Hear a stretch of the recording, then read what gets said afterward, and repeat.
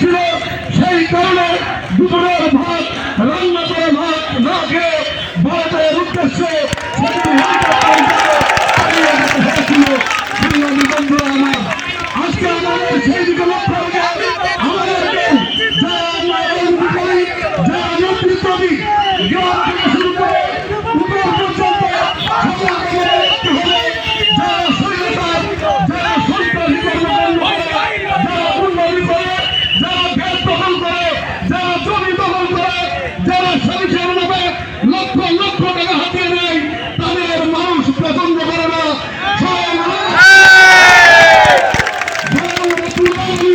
তাদের পছন্দ করে না। সেই কারণে আজকে আপনার আমার আমাদের সকলকে আজকের এই বিজয় র্যালির সম্মানিত প্রধান অতিথি মনিরামপুর উপজেলা বিএনপির সাবেক সভাপতি প্রিয় বড় ভাই আলহাজ মোহাম্মদ মুসা, উপস্থিত যশোর 8 বারের নির্বাচিত সাধারণ সম্পাদক, যশোর জেলা বিএনপির সাবেক আইন বিষয়ক সম্পাদক, আমাদের অত্যন্ত প্রিয় মানুষ advocate M A Gafur, BNP Jubodal, ছাত্রদল,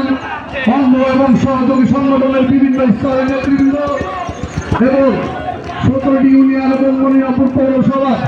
বিভিন্ন অঞ্চলের বিএনপির নেতৃবৃন্দ, কর্মী ভাইরা, সকলকে জাতীয়তাবাদী দল মনিরামপুর উপজেলা শাখার পক্ষ থেকে রক্তিম শুভেচ্ছা বিপ্লবী অভিনন্দন জানাচ্ছি। সংগ্রামী বন্ধুরা, আপনারা আজকে যে বিজয়ী র্যালি এবং বিজয় মিছিল করতে